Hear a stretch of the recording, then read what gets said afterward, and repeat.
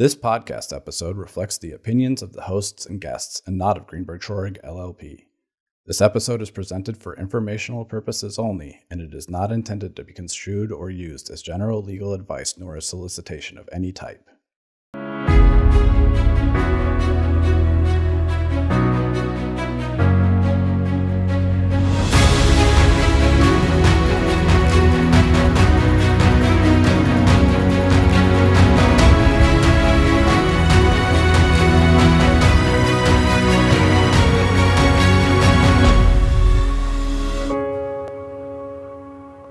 Hello, everybody. This is Michael Taylor and Adam Roseman of the global law firm Greenberg Traurig. Welcome to the next episode of the Workplace Safety Review podcast. I am the chair of the GT OSHA practice group and am based out of our Washington, D.C. and Northern Virginia offices. My colleague Adam is a member of the GT OSHA practice group as well. He is a co-host, and he is based out of our Philadelphia office.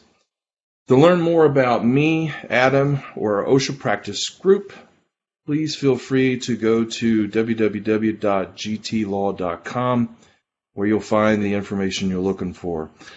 Our special guest today, this is a real treat, is Mr. Richard Levick. Richard is the chairman and CEO of Levick, representing countries and companies in the highest stakes global communication matters: the Venezuela crisis, the Chinese trade war, the Gulf oil spill, Guantanamo Bay, the Catholic Church, and many others. Richard and his firm has represented more than 300 of the world's largest law firms, hundreds of companies, and over 30 countries, providing heads of state with intelligence, access, and insight into Washington. Richard and his team provide the communications air cover for CEOs, boards, lawyers, lobbyists to maximize efficiency, solve conflicts, and reemerge stronger and better positioned. Richard has been honored multiple times on the prestigious list of the 100 most influential people in the boardroom and has been named to multiple professional halls of fame for lifetime achievement. Richard, welcome. Michael, thank you so much. It's great to be here. And just a little commercial for your firm. Of course, we've worked with you on so many matters over the years. And of course, your late and great partner, Sandy Saunders, was our outside general counsel. So we have a special affinity to your firm and with your firm. Thanks so much for having me. Hey, you bet. You bet. So I was looking at your company profiles. So in essence, you guys and gals provide risk intelligence and preparation to eliminate or minimize exposure, crisis and public affairs communications, and post-event reputation, rehabilitation, and reemergence. Richard, how did you get involved in this kind of industry, and what made you start your own firm in this area? Look, it was what my parole officer suggested when I was trying to get rehabilitated. And they said, this is so similar to prison, you'll fit right in. So, I'm a lawyer by training. I was in politics originally, and I didn't set out to get into crisis. I think now crisis communications is popular enough that you see, I sit on one of the, as a fellow for at University of Georgia, which has a crisis program and major, and many universities do now. That just didn't exist, 30, 40 years ago. You sort of came to it by accident. And in fact, when I started this firm nearly 25 years ago, almost all of our clients were law firms. As you mentioned, we work with over 300 law firms around the world, but it was for their marketing and communications. It was a very different time when law firms were just starting to become BMS. Merger mania was starting to take off. They needed assistance in terms of how do we do these transatlantic or U.S. nationwide mergers, or how do we become a super regional law firm? But as all businesses and industries mature, as that started to mature, we found more and more of our clients were the clients of the law firms. They were the companies in crises that needed to level the playing field.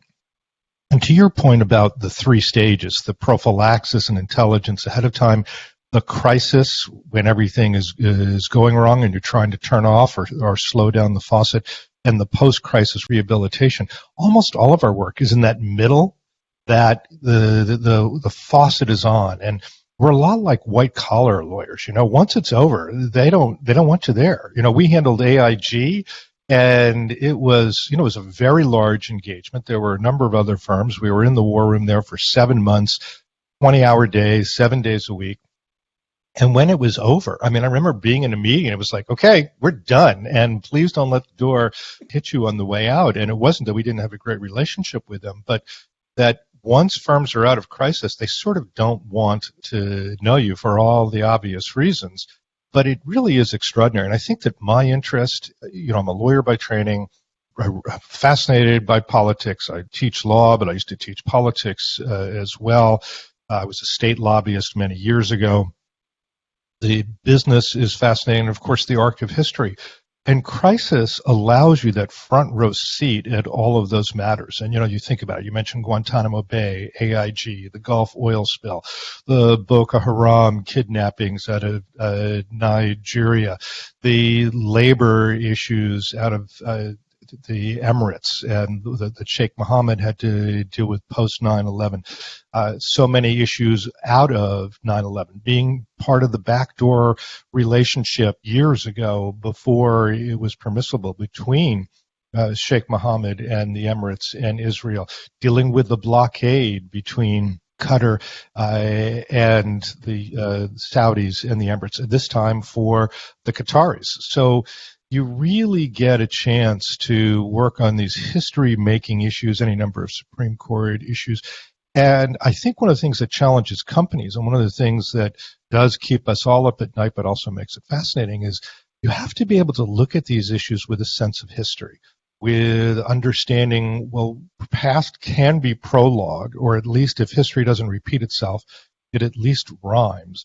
What are we going to see next? And, in that regard, if you look at fracking, Keystone, the transatlantic pipeline out of Canada through the U.S., sugar, offshore, GMOs, Me Too, Black Lives Matter, all of those issues, you could see them evolving and developing. And yet when you would go to the companies or industries and say, Keystone's going to be an issue, GMOs are going to become unpopular despite the fact that people don't know about them, Me Too is going to evolve to a larger and larger issue. Company after company, industry after industry, quoted Alfred E. Newman from Mad Magazine. What me worry, right? We don't see this as an up and coming problem, and that's why so many companies and so many industries in particular are taken by surprise and are too slow to prepare. And the last thing I'll say before I turn it back over to you, Michael, is I think that as existentialists, we're all looking for the truth. Truth as human beings is what we hear first. What we hear first, once we accept it as truth, even if it's mythological, it's so hard to unseat that. So truth is a race, and it's really important that we are able to help companies and countries get their truth out quickly. That's interesting. You were mentioning about, once, the crisis, if you will, is somewhat over that you're dealing with a particular client, they're saying, hey, bye, we'll call you, don't call us. It's very similar to my practice. It's white collar. Somebody asked me a couple years ago, how would you describe your practice? I said, well, it's really white collar defense in the OSHA world where stuff has hit the fan and I'm trying to get someone out of major trouble. I get them out of major trouble, and I may not hear from them again, or because I generally like to find clients, keep clients in a better position than I found them. And I noticed that one of your areas in which you focus and your firm focuses is on environmental health and safety crisis, if you will, and your firm was involved in the BP Gulf oil spill. Can you tell us a little bit about that, and what are some of the lessons learned out of that representation? Well, certainly, and I think that, for both, Michael, for you and your practice, for me and my firm, dating in high school was probably the best training, right? Because we got rejected so much that it prepared us for what it was going to be like in real life. But I think it's only natural, that we're specialists. And when you're a specialist, you're needed when you're needed. And then when we're not, it's that they'd rather not have you around. And I think also from a selling point of view, it makes a lot of sense. For years we represented, and we've been considered by many to be the pioneer in law firm communications, having worked with so many. And we used to represent as many as over 60 law firms at a time, and in doing their communications. And one of the things, when we started to do less and less of the law firm work, but more and more of the crisis work, I was concerned that the referral network would evaporate. And largely that is not true. And the reason being is that I think lawyers, like any other consumer, just like your clients, look at those firms who can do other things, the branding, the advertising. Say, you're my day-to-day firm, but when I need a specialist, I'm going to those people like you, Michael, like Adam, who specialize in the labor issues, the workplace safety issues, or a crisis firm. So it's both part of the reward and part of the challenges, I think, in specializing, if you will. In terms of the BP Gulf oil spill, I should tell you our client, and it's public, so I can certainly name them, was Moex Moeco, the Japanese conglomerate.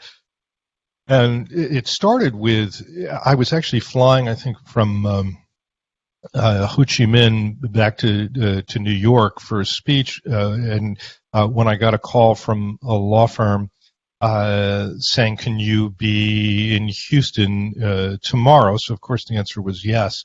But I think in terms of the life of a crisis firm, this didn't make me very popular, but the call came in late in the afternoon, just before 5, and I called to our DC headquarters and said, and of course they were so happy that I was back from Vietnam. They were like, great, he's calling us with an assignment, the first day back. It's, the first couple hours back. Isn't he nice? An overnight one.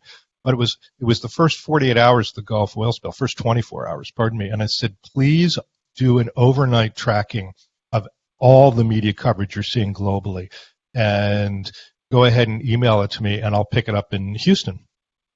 And they sent me 77 pages of analysis, and I went, and it took them all night, but it was an extraordinary report. And I fly in, and I'm in Houston, and I'm meeting with the lead lawyers. I'm meeting with members from the Japanese conglomerate on the phones, Tokyo, Australia, and other components of the global firm.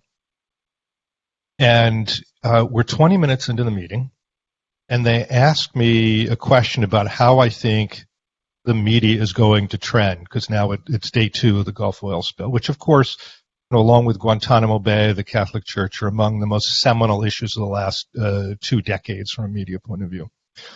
And I explained what I thought was going to happen next and why, and then I very deliberately went into my satchel and I pulled out multiple copies of the 77-page report, one for each of them. And even though we were under NDA, I explained that I'd have to take them back with me.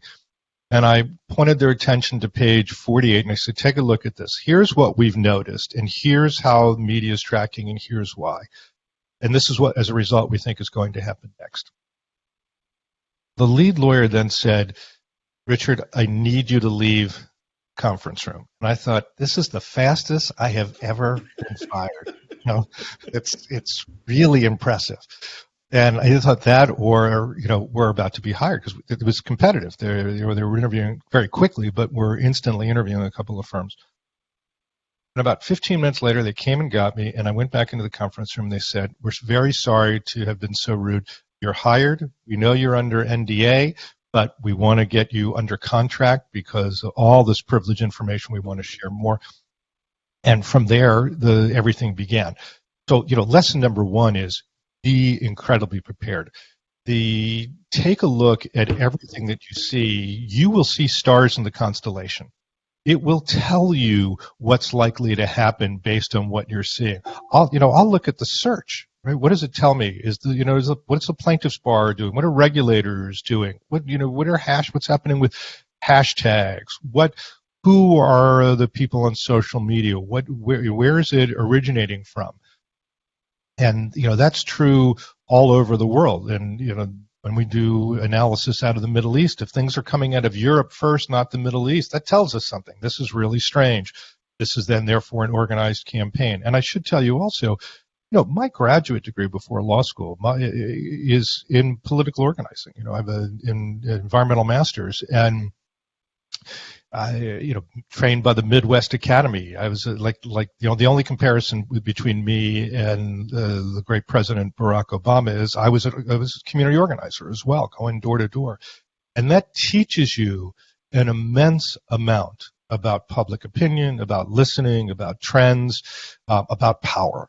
And so you look for that. And so strategy, intelligence informs strategy all the time. You have to know what you're up against. And in today's communications environment, many times your adversaries are not organic.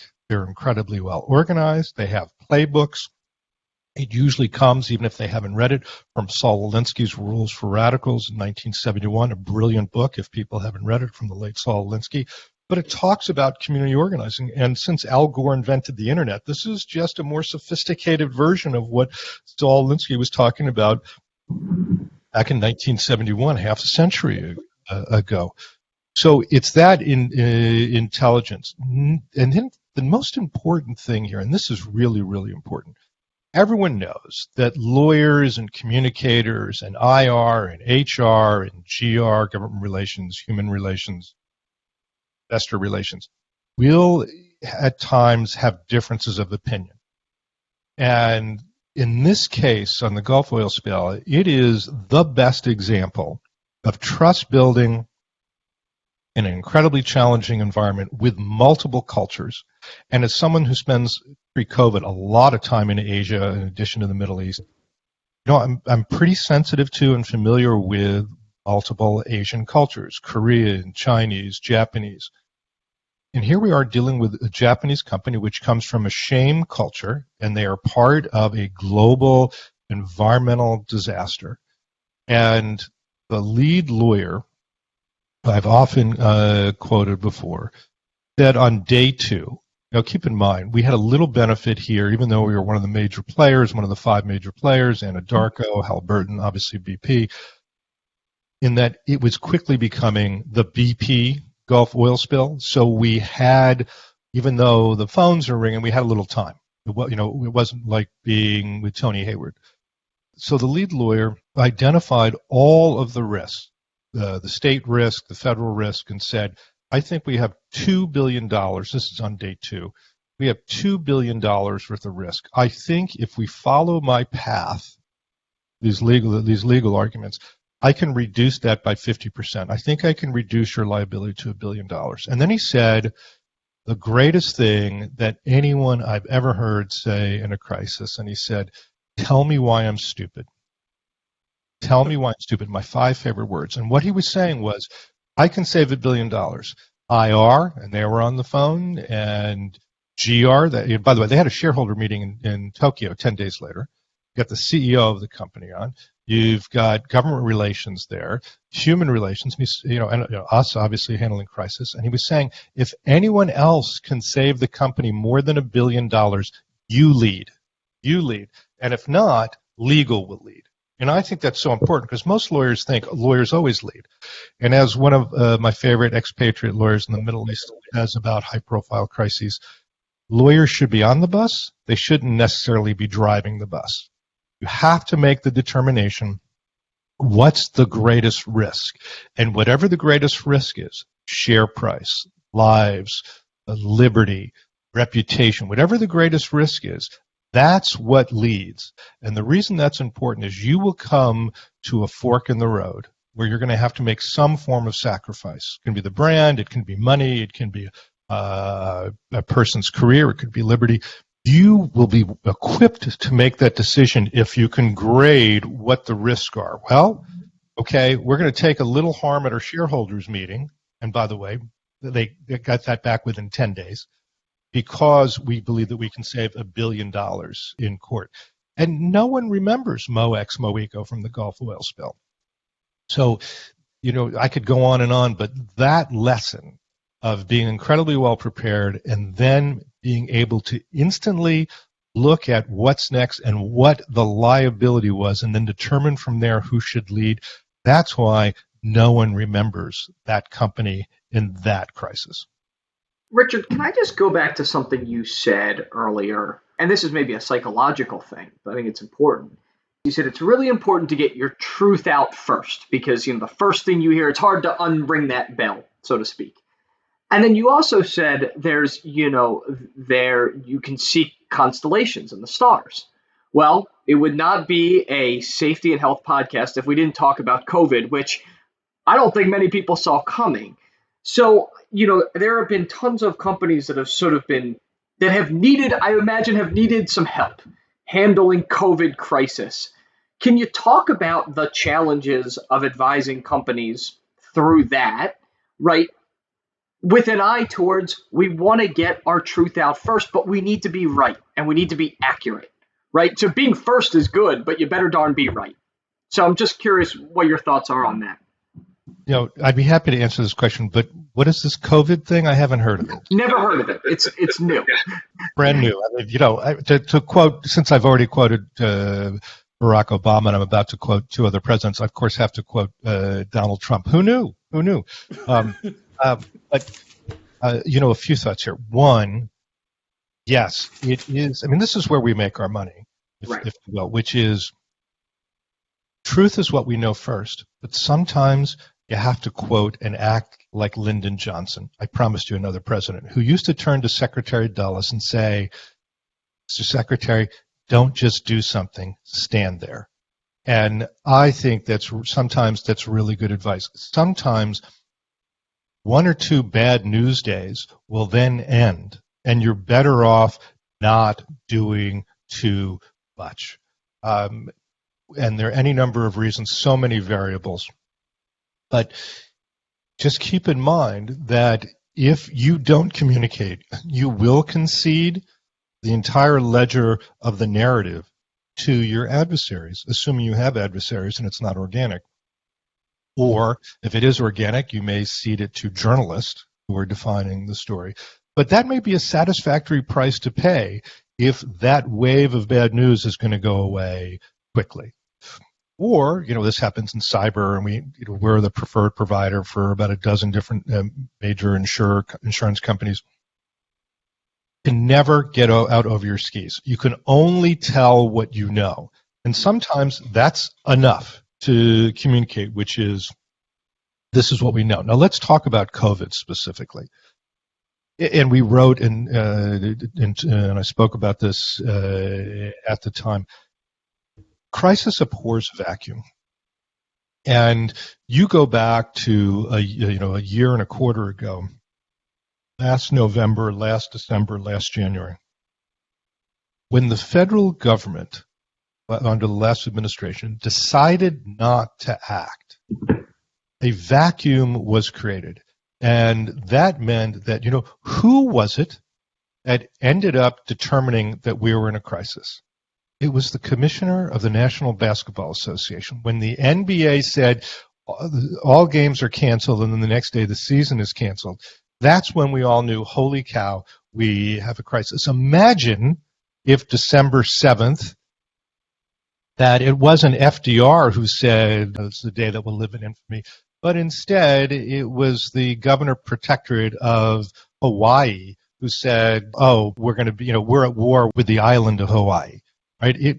Crisis moves down the food chain, and that's why so many companies ended up having to address it on their own. Are we open? Are we closed? So many governors had to address it. Crisis moves downhill when leadership doesn't address it. I cannot think of any other moment in history when the President of the United States did not line up to its challenge. You've got our slow emergence into World War I, probably as an example. You have the assassination of Lincoln, where you have Andrew Johnson trying to undo Reconstruction. but you have very, very few moments where the White House doesn't step up to leadership. And that presented a really unique challenge to companies.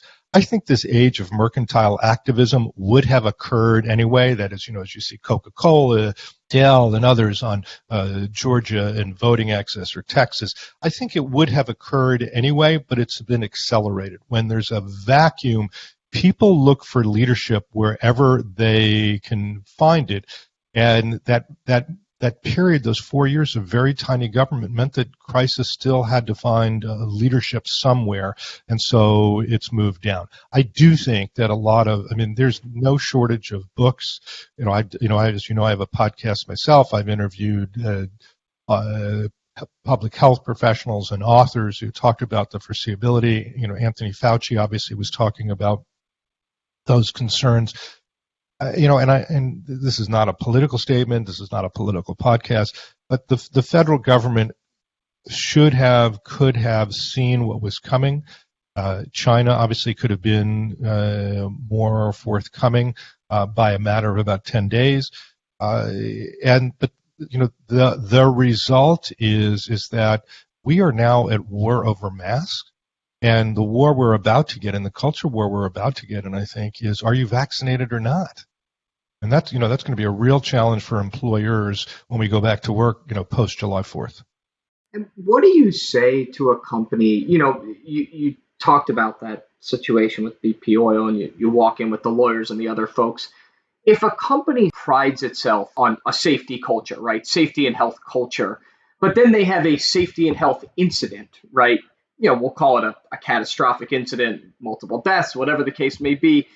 I mean, are you always trying to shape the narrative consistent with their culture? And I'm curious how you attack that if a company says, listen, we really do care about safety and health.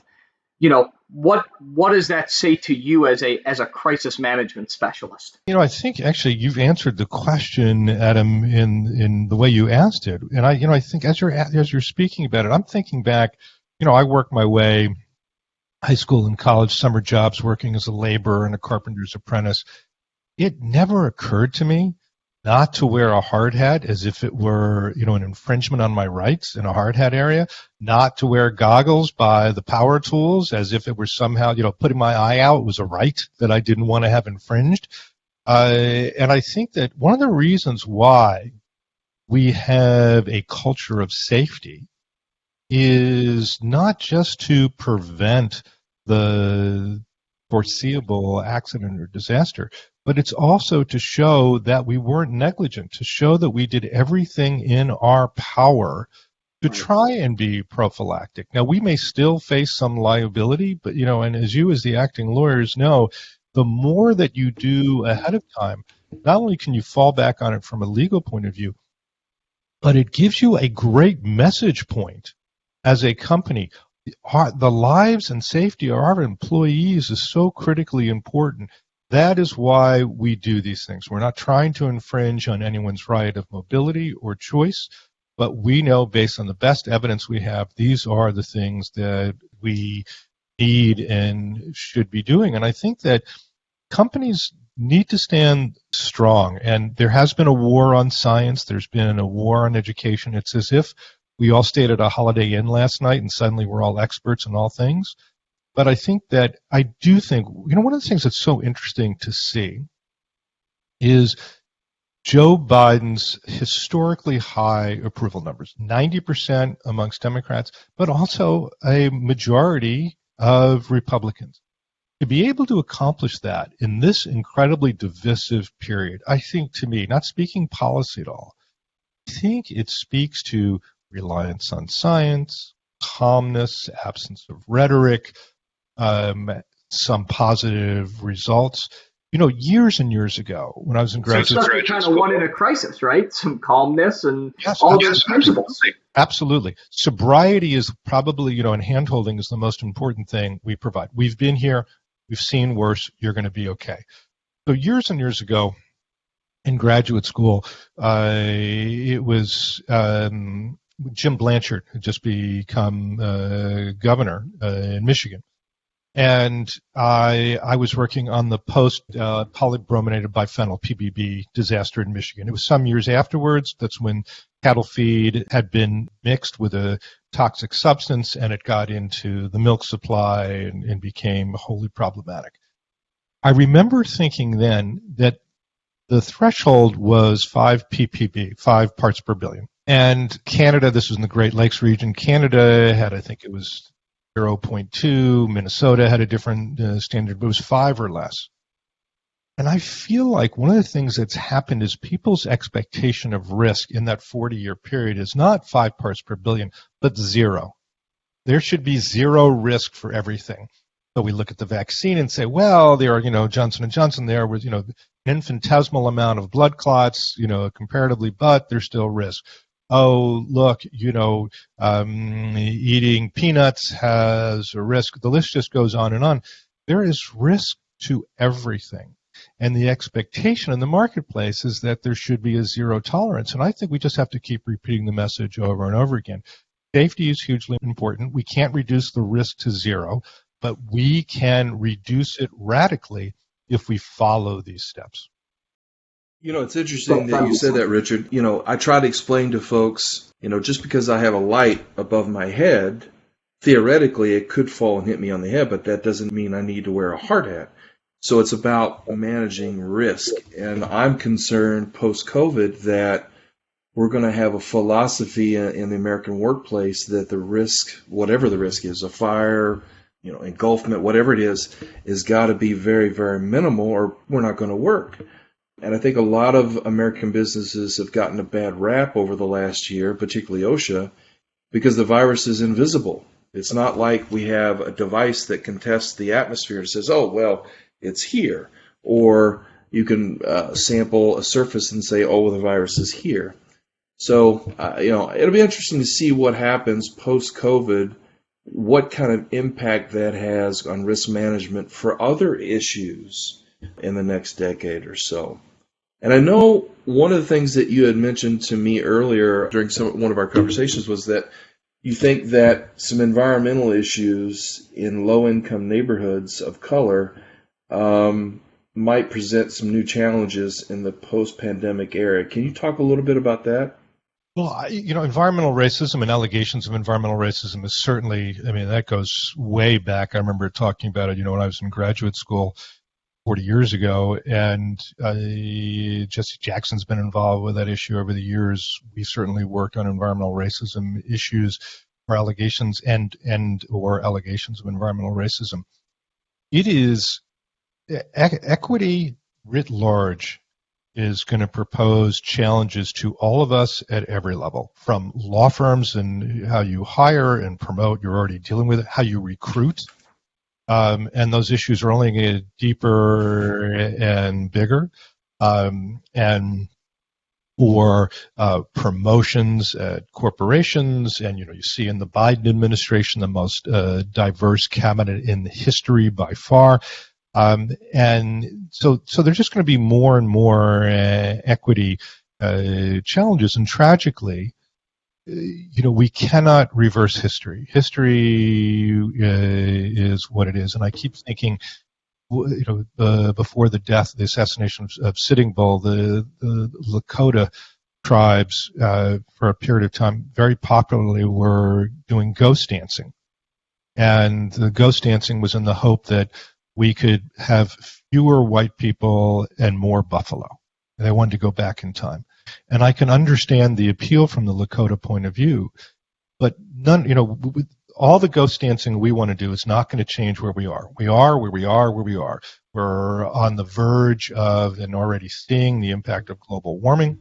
We are, 160 years past the Civil War. It's hard to believe that we had slavery in this country. It's one of our 2 original sins. The list goes on and on and on. So all these issues are here, and and part of that problem is not only can we not undo history, but that trust is at an all-time low, and we have weaponized nouns and adjectives. And we're very tribal, a word I'm not even supposed to use anymore. But it is, we're very tribal, and what we do is we listen to what people say, and we instantly decide, are they part of our tribe or are they part of the adversary? So it's a huge challenge. If you have allegations of environmental racism, that is, your discharge, your pollutant, your plant is in a low-income area or an area with high numbers of people of color, and there's lots of studies which show, to my recollection, that there's an inadequacy in terms of where a lot of these environmental torts exist. Then there's an increasingly sophisticated approach by communities of color and an increasing support network to go after companies. And so knowing that's going to exist, it's hugely important for companies that are looking at their possible risk going into the future, that they say, where are the communities? Who do we know in the communities? What relationships do we have? What are relationships like with our employees? What are relationships like with local universities? What's the plaintiff's bar up to? Our regulators, local politicians, the attorney general, are they in any alignment? What are we seeing on social media? What are we seeing in terms of other communities against our competitors? What patterns are we seeing? And then to prepare. Once battle lines are drawn, some of the historic methods of building trust, such as relationships with, say, members of the African American community, are just no longer going to be very powerful and, in fact, can backfire. So you need to use your peacetime wisely. It's so challenging and only going to get worse. And I can tell you this. In 2022, the Republicans clearly are going to use culture as an issue, assuming that they continue to believe that's the best campaign tactic they have. And on the Democratic side, if cultural issues look like the sword, then as a shield, they're going to use the issue of equity and diversity. And that only means for local politicians, issues of allegations of environmental racism are going to provide attractive platforms for winning trust and earning votes. So you need to go into the maelstrom looking forward, knowing that it's going to get worse before it gets better. What third parties do we have? What online relationships do we have? How are we using, do we even have ESG, environmental, social, and governance, or CSR? How are we using our philanthropy? Is it being strategic, or do we have the kinds of relationships? One of the things, and only in part because Vice President Harris is a graduate of Howard, but this is a day and age that historically black colleges and universities have been looking forward to for over 70 years. And one of my podcasts is with the president of Clark Atlanta University, an HBCU, and I can tell you this: their desire to work with companies, with law firms, with entities to build relationships and long-term opportunities is historic and remarkable, and it's a great place to start. But what you need to do is build real relationships, not virtue signaling, not, look at our high-profile recruit, look at this advertisement that's multiracial. No, you need to build into the company those kinds of institutionalized things that make people realize, this company is a good company. They may have made a mistake or they need to clean up this problem, but it's not deliberate and it's not racial. That is fascinating, Richard. I do think that is going to be a huge issue in the next year or two. Hey, we really appreciate you being on our show. It was a pleasure and an honor. And everyone out there listening, stay tuned for the next episode of the Workplace Safety Review podcast. Goodbye, everybody.